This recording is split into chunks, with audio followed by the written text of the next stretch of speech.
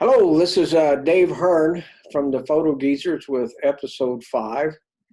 Uh, we urge you to stay around until the end of this episode because we will announce the rules and contest prize for the Photo Geezers first contest giveaway. And with that, I'm going to turn this over to Dick Yarmy, who is going to introduce our topic for today. So take it away, Dick. Well, one administrative note, if you can't stay till the end of the program, if you'd set your alarm so it wakes you up toward the end of the program and you can hear Dave's contest rules. Dave had a suggestion for this particular show that we talk about negative space. And it's something we had briefly touched on in the past when people leave a lot of air around pictures. And because we consider it a skill and something that's intentionally done, we'd like to talk a little bit about it and share with you some of the ideas that you may want to try in the upcoming weeks. You have some examples, David? I'm bringing them up right now. There we go. Here's, in fact, this is the picture that suggested the topic to me. So I'll let you talk about this one and the next one, which are both your pictures. Okay. This one would be what I would call negative space by without much choice. As I collected these props and thought about shooting a small tabletop, I realized that the leaf that I wanted to use as a base wasn't really going to fit anyway, except laying down to have the contours I wanted. And then as I added the other pieces, I realized there was really no way to frame this. So I began just working with ways I could do it, and I came up with the concept of using an enormous amount, maybe 7/8 of the picture is negative space. And one way to look at negative space, and one of the ways I try to look at it when I use it, is almost like a stub arrow pointing to the subject. The negative space is going to force the viewer to look at what you, the photographer, want them to look at. And if you think about it in that way, you'll see as we go through the pictures that Dave selected, quite a few of them do exactly that. Do you have another picture, Dave? Another example was, this was the week that we were trying to explore a subject, and I just about run out of ideas with the one straw hat. And then as I was working in some harsh sun and shade, I started to realize I could use the shade as negative space to carve out a different geometric pattern of that hat. And that's what I've done. I've tried to play the negative space against the deep shadows in the hat to get kind of a pattern, kind of a look, and again, give a different rendition of just a picture of a hat. This is a picture from Marion Ward. It's the moon, and I think obviously a very clear example of negative space. Your eye is taking to the moon. The one thing that I guess we want to talk about on this one is it's not just the negative space, but how you deploy negative space in a picture. This image is more or less centered, and one of the things you can play around with on negative space is where you place your primary subject versus the negative space, and you can get a different feel in the picture. Now, obviously, it's not as dramatic in the case of the moon here, but here's another picture by Marion Ward. This is the train track up on the tunnel near Lookout. And again, the excellent use of negative space. Your eye is definitely drawn to the primary image. But again, you can play around with where in that image should you place the primary subject versus the negative space. And you can, we're not suggesting people have to crop a certain way, but the idea is when you use negative space, think of how you place it and how it might add to your image. So, and there is no one right way. It's just that there's there are different ways of placing negative space in the image. Don't look at it as something that's neutral. Dick, do you have any other comments on that? Yeah, the one thing we didn't talk about is the most common use of negative space is called eye room or looking room, and that's in portraits. When you place someone in a portrait, you usually shoot portraits 3/4 or profile. It's very difficult to get a flattering picture dead on. So as soon as you've moved that head in a direction, either east or west, negative space is used to give some eye room, to give the person the direction that they're looking, and it makes the picture look more balanced. And so you kind of think negative space every time you point a camera at a person, and especially if you're trying to be flattering by not shooting them like their driver's license.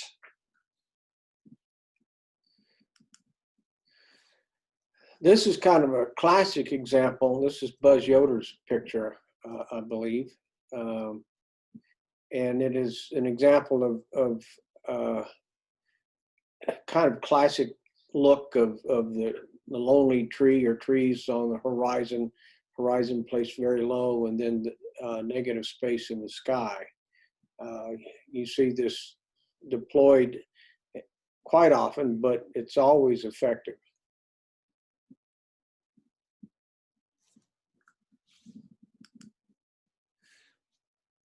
This is one by Atasa Kramer. And again, here it's kind of hard. We think of negative space as black and white. And one of the things Dick and I want to talk about is that it's not always either black or white or even plain. But in this case, one of the decisions that you can make in trying to rethink this one is how much of that black and how much of the white do you want? How much of the negative space do you want to appear in the picture? So, yeah, and by decreasing some of the black space, again, by cropping and moving up, you can enhance the picture and also enlarge the negative space. The negative space becomes white. We've enlarged it and made a little stronger statement than where it's divided right in the middle of the picture. This is an excellent picture, very great graphic, by the way, and the body language really jumps out at you.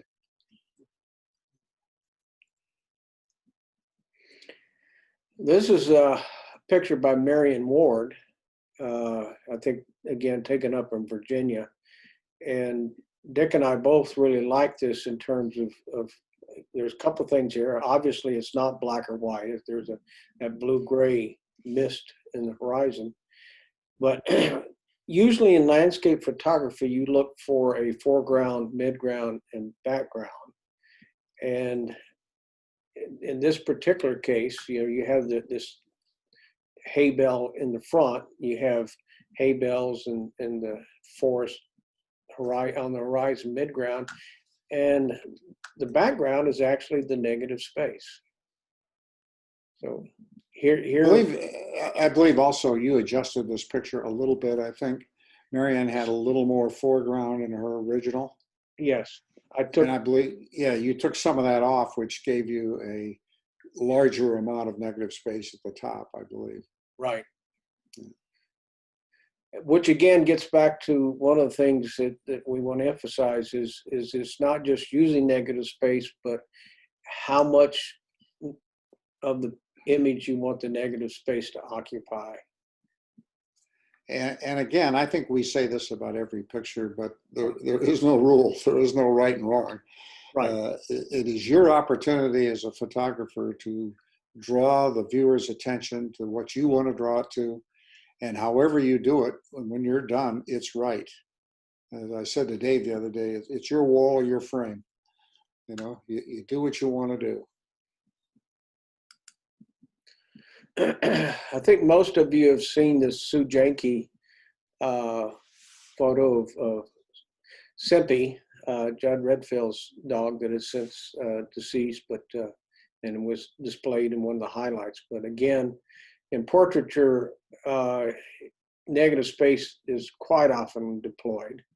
And as Dick mentioned earlier, one of the decisions you want to make is how much negative space you want for the portrait to look into. Yeah, this is an excellent example. It's really, really good. I think most every one of you have seen this picture of Carolyn's hands. It's one of the more striking pictures I think our club's ever seen. So maybe Dick, you can explain a little bit what was going on. Well, yeah, I kind of use negative space here to work the tones. I wanted a little bit of highlight that's to the right of the hands to give the picture a little bit of depth as opposed to just floating on black. And I definitely couldn't see this picture centered. The thumb told me that I had to go up toward that upper right-hand corner. And so I just, as I framed it, I think this is probably the way it came out of camera. There wasn't a lot of cropping here. Probably because it's an infrared picture, they kind of fall apart if you crop in too much. But I definitely this was intentional to be off center so that I could have some negative space, which I thought would accentuate the picture. These next three pictures are portrait and almost street kind of shooting, but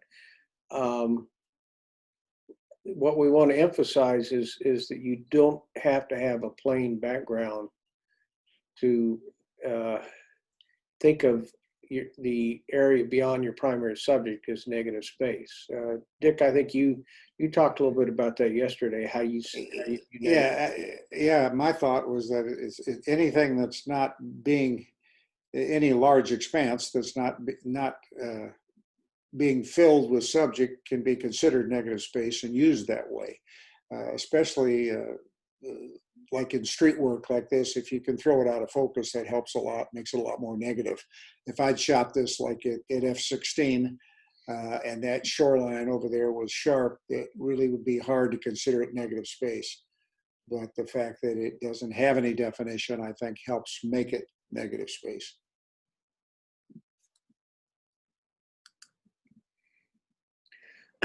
This is a picture of mine. It's actually my granddaughter at the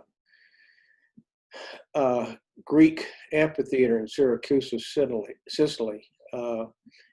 And this is really kind of expanding upon the idea of negative space. There's this primary subject, I think, is pretty obvious. But there is a lot of, and it's even in focus, of detail around her, but you really don't, your eye does not get pulled away from it. So in thinking about this space and negative space, don't get too caught up in, as Dick was saying, just black or white, but or solid color. There's other ways of having things that's almost implied negative space.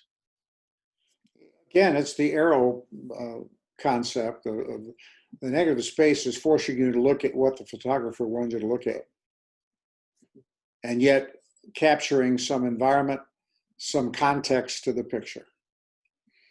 Which, again, this is my granddaughter's at the Greco-Roman amphitheater in Taormina, Sicily. But and I'm really kind of stretching the idea of negative space, and that you clearly see all the benches and the background, but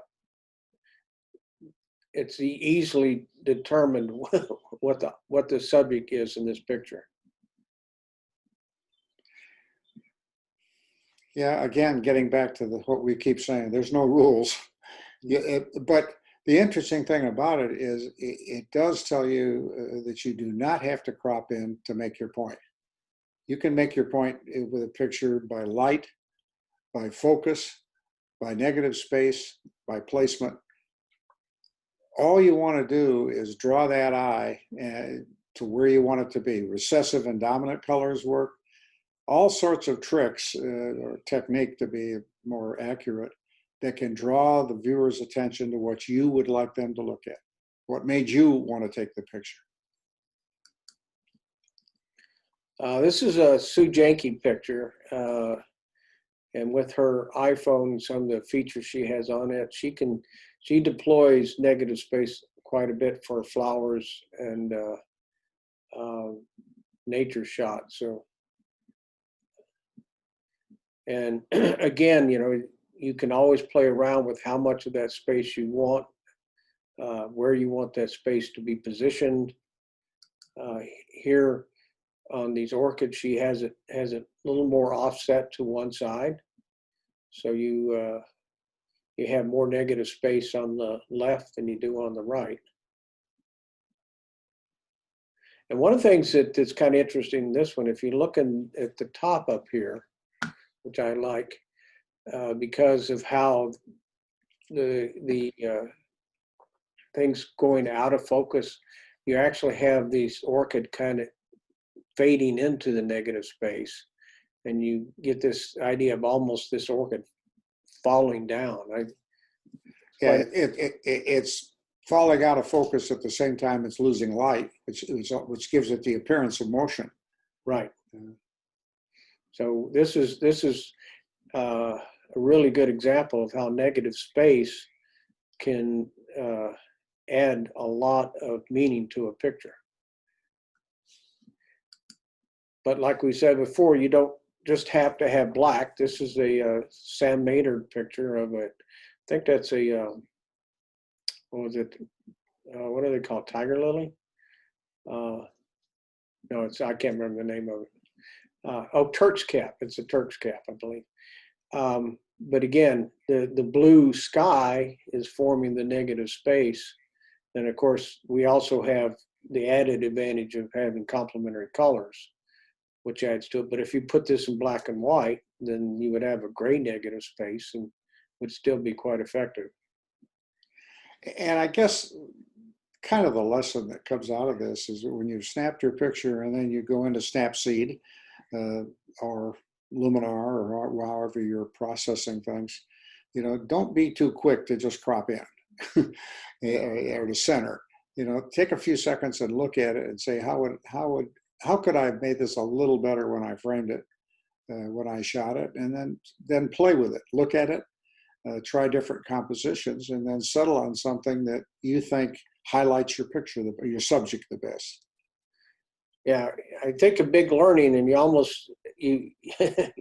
sometimes I think I'm talking out of both sides of my mouth. I always have been talking about making sure you decide what your picture is, and sometimes that means cropping in, but at other times, especially if you deploy the space around the image, coming out and not being so close, as Dick mentioned, can give you a different feel and effect on your picture. As here, this is actually my picture in Patagonia.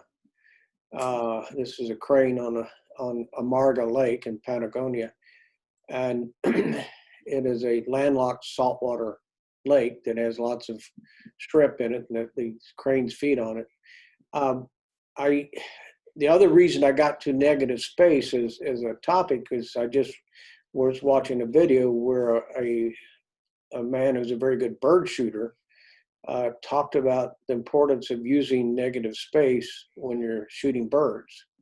So I could have filled the frame with this bird, but I think it does more to have the bird only being about 25% of the photo, and the rest of it is the lake forming what is this essence negative space. And the highlight on the lake. Right. Again, meaning negative space does not have to be void. It can be context, and in this case, it certainly is. One of the classic uses of negative space is snow. This is a Natasha Kramer picture, and you'll see lots of different pictures: the lone tree in a field of snow, the little tiny weeds poking up through the snow, and again, how you deploy that white space is up to you, and how you decide whether you want to come in close like this and still have a lot of white negative space as background, or pull out and have one that's the plant lost in a larger area of snow.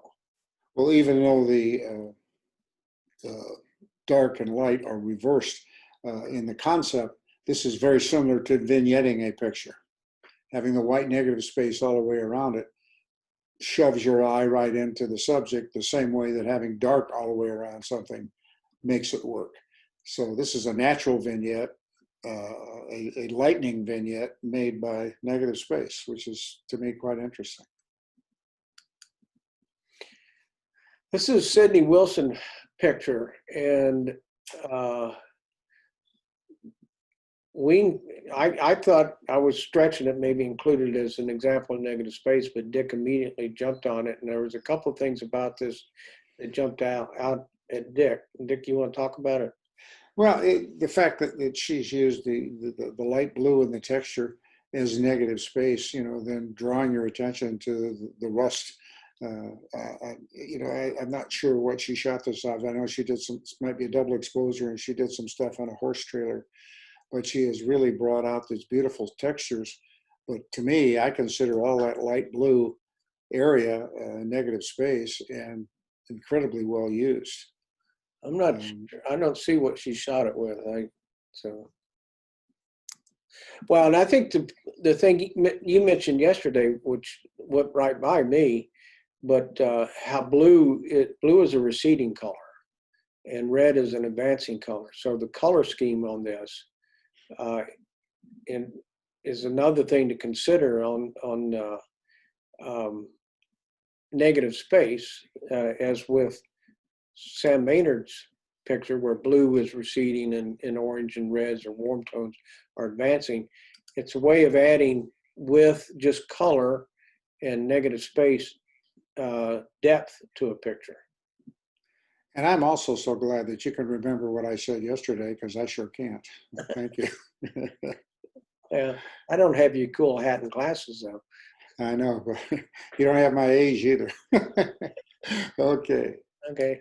And the last example we have, this is a Albert Spirith picture, where negative space itself is forming the image. And I just thought this would be a nice one to end up on, is how we've used, how he used, I guess he was viewing up through a cavern or something. I'm not sure where he was, but the outlines of it formed this rather abstract. The negative space is actually the image, and the only thing that indicates where he might be are these few of these trees, yeah, that are intruding into the blue there. So for lack of anything else, it's just another tool in the toolbox that's kind of fun to play with. Right. I really feel it's a lot of fun to work with. And a lot of photographers that I admire, when I stop back and look at it, I realize that they use it a lot, that it's a very common tool. And even photojournalists use it, because sometimes they can't get close enough to the image they want, and they will start using it to draw attention to the image that's there, because in their profession, they're not allowed to crop. So interesting.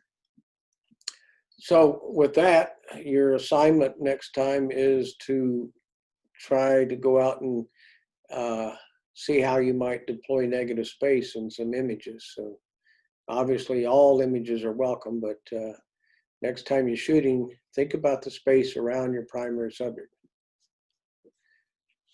With that, I think I'm going to stop this share. And we're going to go into actually, you know what I'm going to do? I'm going to share my screen again one more time.